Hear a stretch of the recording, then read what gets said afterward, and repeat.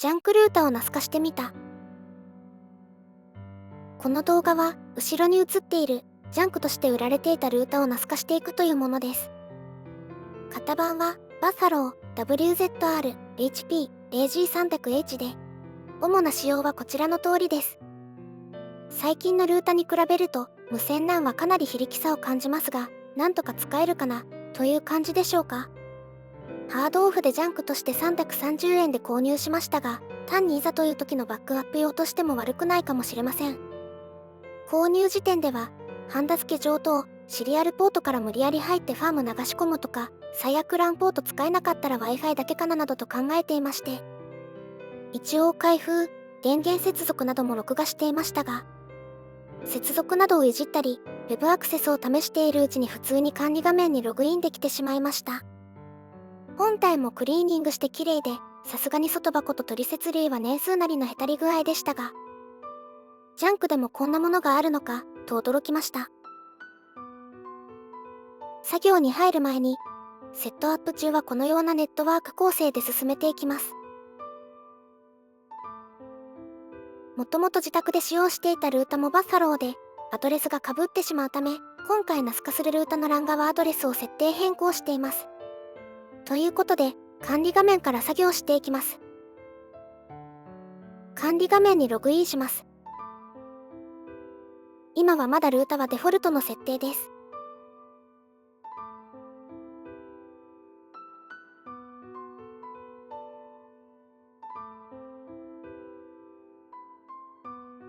WAN 側を DHCP に変更します。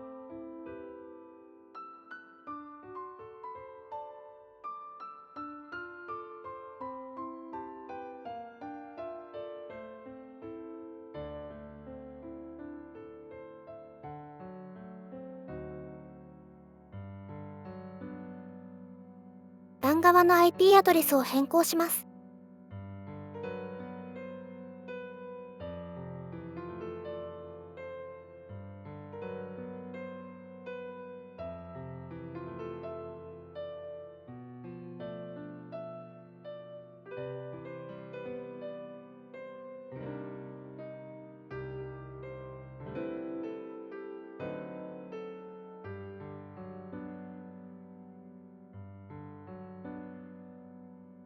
PC の IP アドレスが変わったので、再度管理画面にログインします。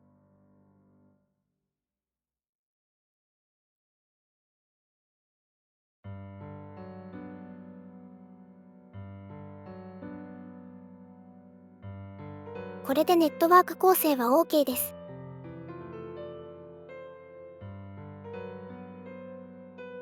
次に、一応ジャンク機器ということで、安定動作するか軽く確認します。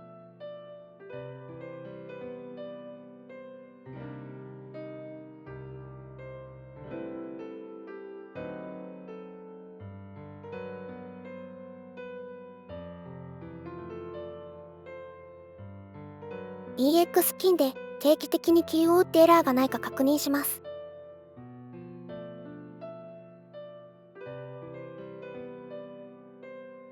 ダウンロードして展開し、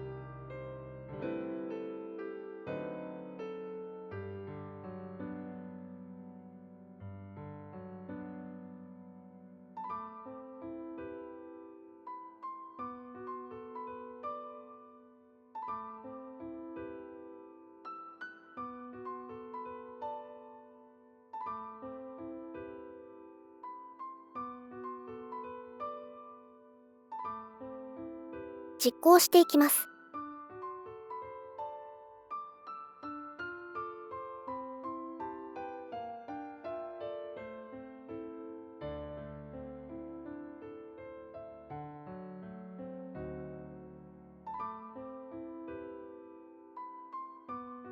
宛先はデフォルトのリングサーバーと Google の DNS サーバー、5分ごとに3回ずつキーする設定です。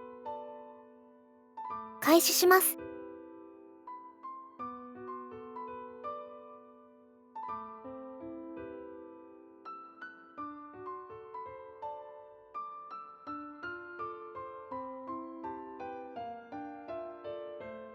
こちらで結果がわかります。1時間強放置しておいた結果がこちらです。ピンはすべて成功です。だいたい普通に動くと思ってもいいかもしれません。ちなみにこの後、一応ルータの元の NAS 機能を試しましたがうまくいきませんでした。ルータ側のプロトコルが古すぎたようです。頑張ればできるかもしれませんが諦めました。この後の作業手順はこのような感じです。デバッグモードで入ってテルネット D を起動。現行の正規ファームウェアをバックアップ。OpenWRT ファーム書き込み。基本設定。NAS 化関連設定。それでは作業を始めていきます。OpenWRT のファームウェアをダウンロードしておきます。URL はこちらです。ファクトリーイメージをダウンロードします。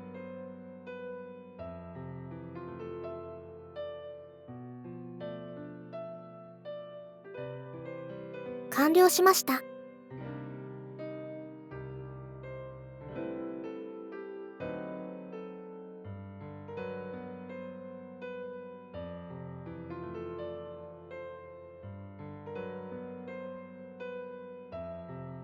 次にテルネットと SSH で使用するテラタームをダウンロードします。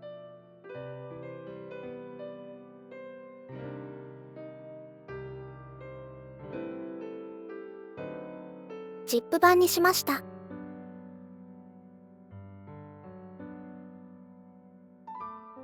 解凍します。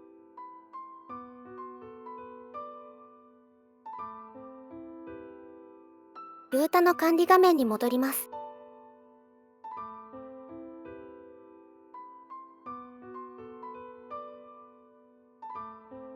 次に、ルータのファームウェアのバージョンを、テルネットができる中で最新の 1.73 にしています。入手した時のバージョンは 1.72 でした。それより新しいファームウェアの場合はうまくいかないので、バージョンダウンする必要があるそうです。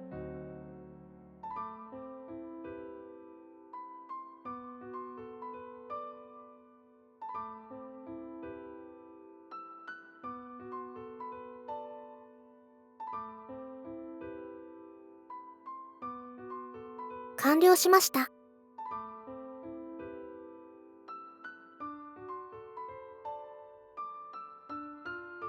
確認のためにログインして、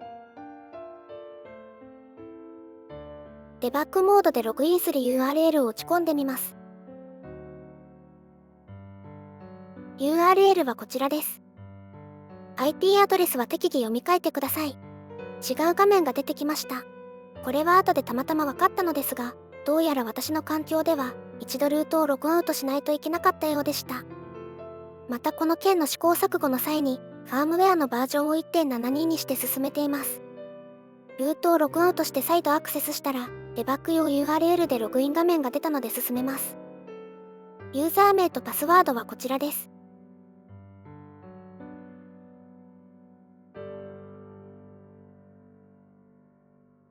デバッグ環境に入れました。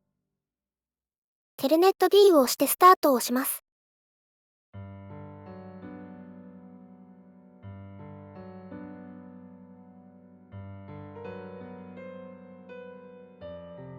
テラタームでテルネットしてみます。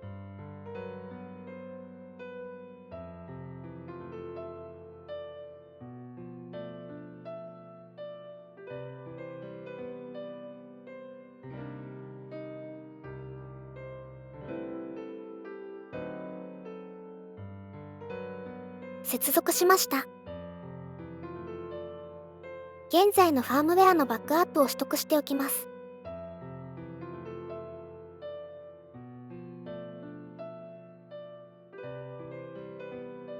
まずディレクトリを移動して、このファイルがファームウェアの本体とのことなので、念のため0から6を取得しておきます。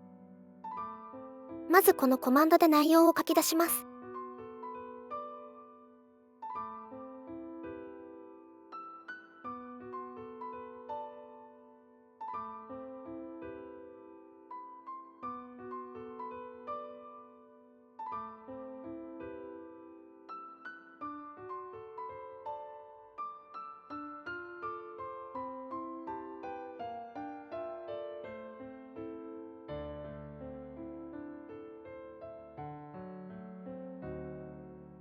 1から6についても同様に書き出します。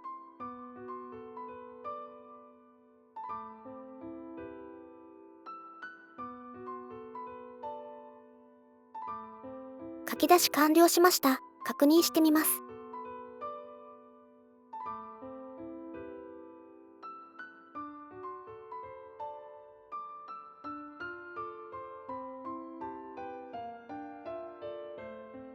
ブラウザでダウンロードしていきます。URL はこちらです。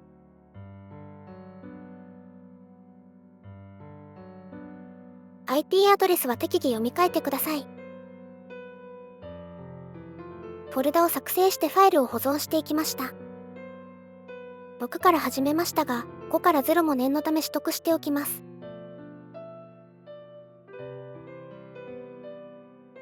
完了しました。0を取り忘れている。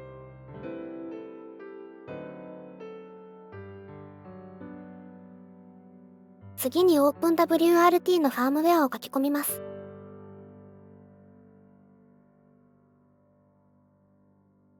管理画面でファームウェア更新に移動して、ボーカルファイル指定で先ほど保存した OpenWRT のファームウェアを指定します。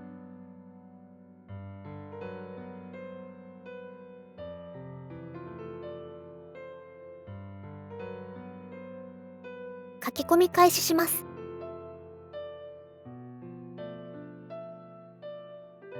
完了しました。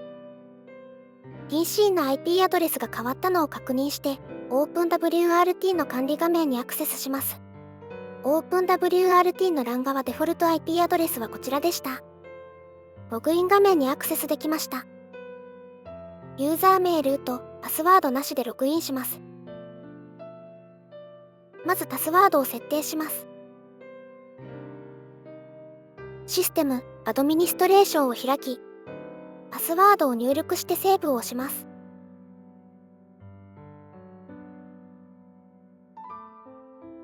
設定されました。次に必要なソフトを入れていきます。システム、ソフトウェアを選び、アップデートリストを押してリストを更新します。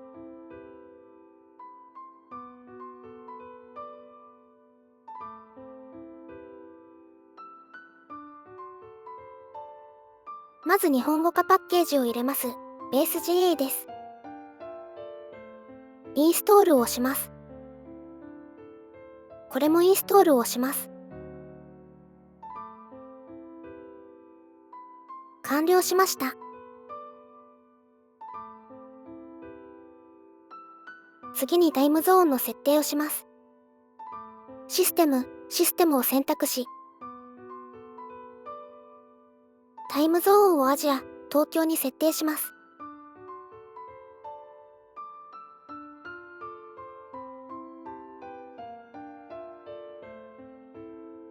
保存、適用を押します。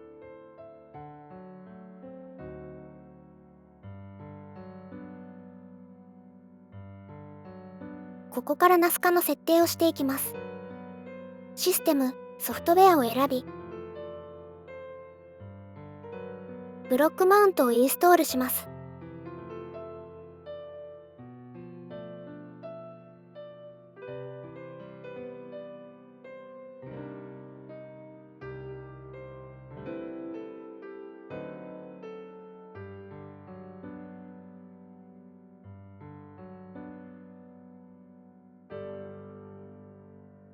次にサンバ4のこのパッケージを入れていますが、これは必要かどうかわかりません。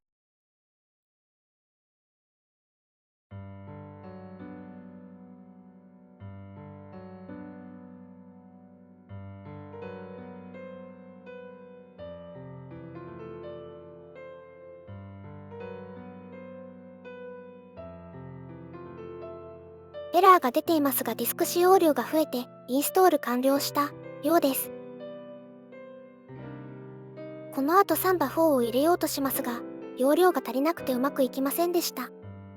AI に聞いてみたところ、サンバ3が別にあるのでそれを入れろとのことでした。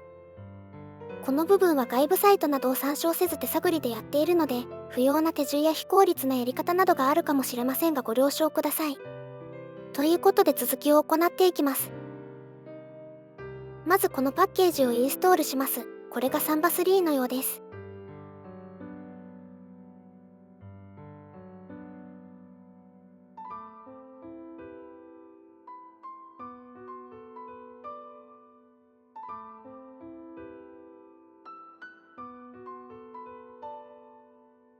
次にこのパッケージを入れています。これが本体でしょうか？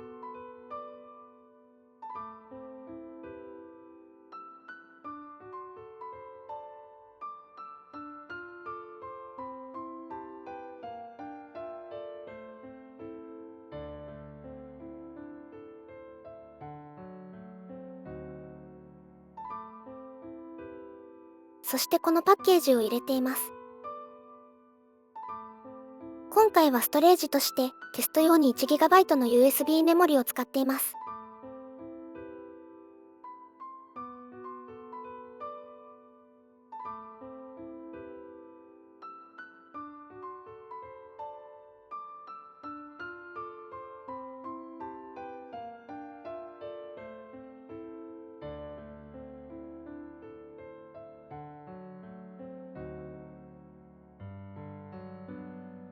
さらにこのパッケージを入れています。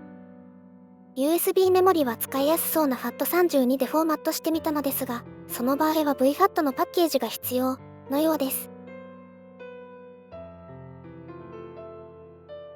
あとこのパッケージも必要と言われましたが、すでに入っていました。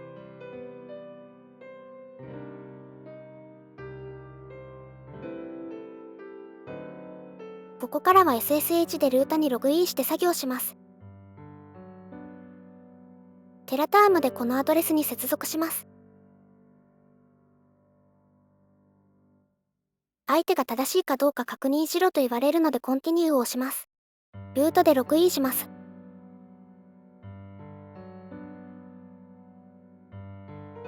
無事入れました。USB メモリの認識状況を確認します。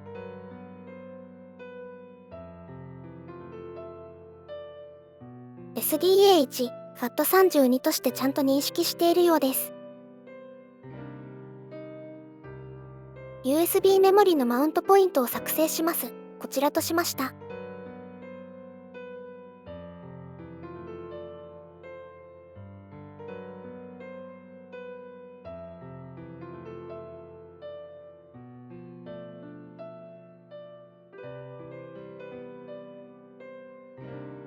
サンバデーモンの共有設定を追加します。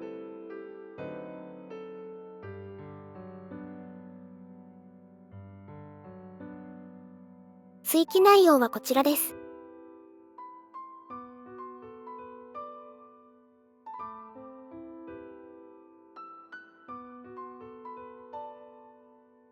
サンバ D 再起動します。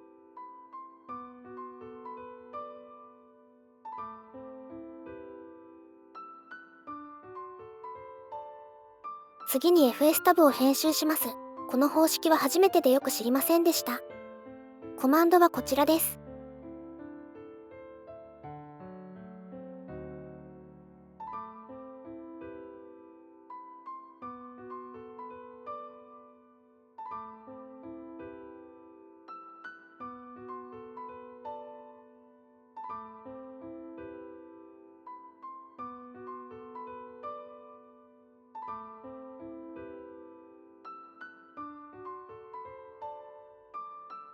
次に管理画面のマウントポイントで設定を生成するを押すと設定したマウントポイントが出てきました。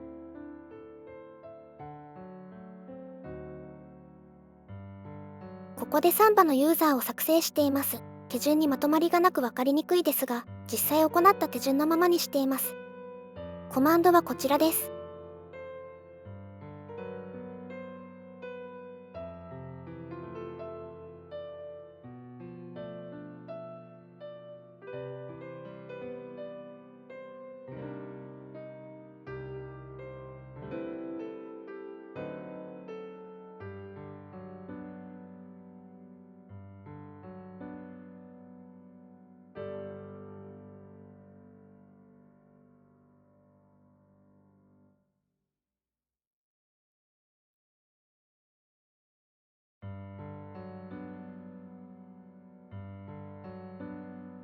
パスワード入力を求められたので入力します。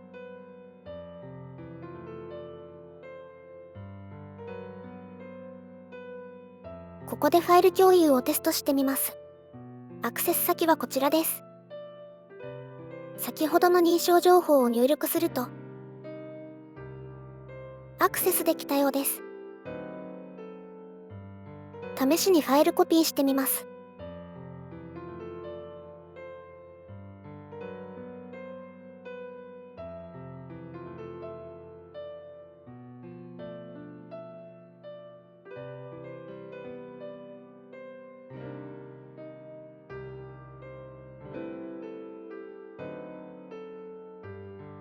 アクセス拒否されました。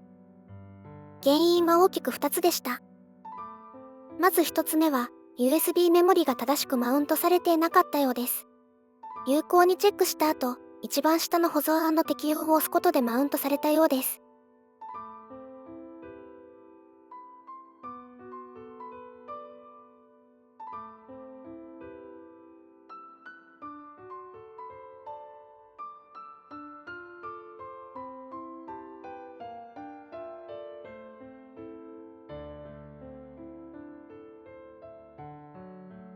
2つ目は、USB メモリをマウントした場所と共有の設定が一致していませんでした。マウントパスと共有パスをこちらで一致させました。どこかでコマンドラインでの設定を GUI の設定で上書きしてしまったのかもしれません。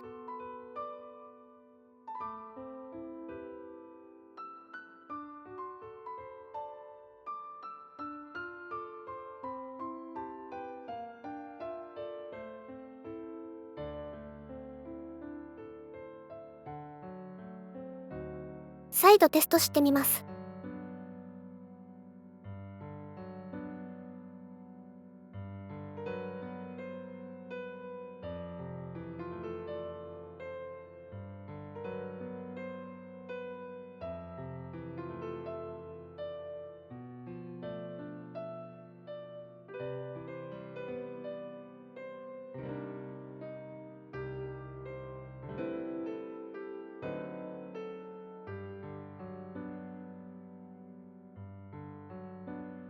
うまくいったようです。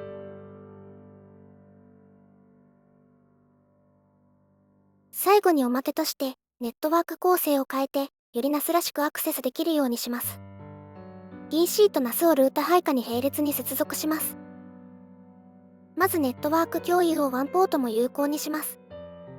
WAN のファイル共有を開放するのは、構成などによっては大変危険なので十分お気をつけください。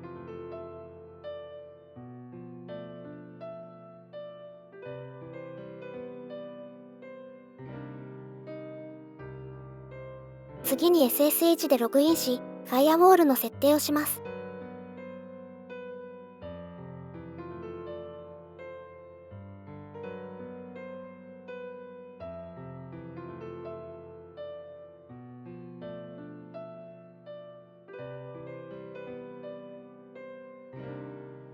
コマンドはこちらです。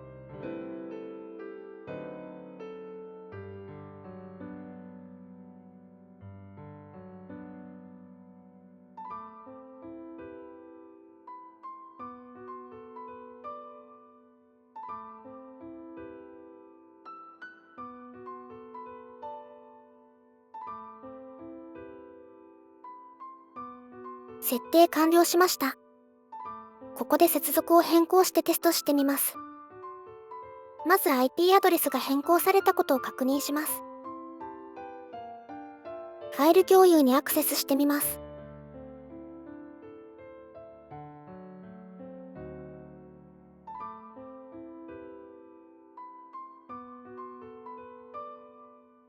改めて認証情報を入力して、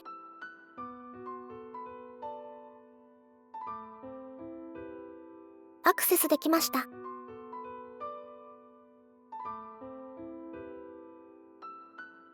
ということでなかなか長かったですが、中古のルータを NAS 化することができました。USB メモリではなく外付け HDD か SSD にしたら、実際にある程度使えるようになるのではないかと思います。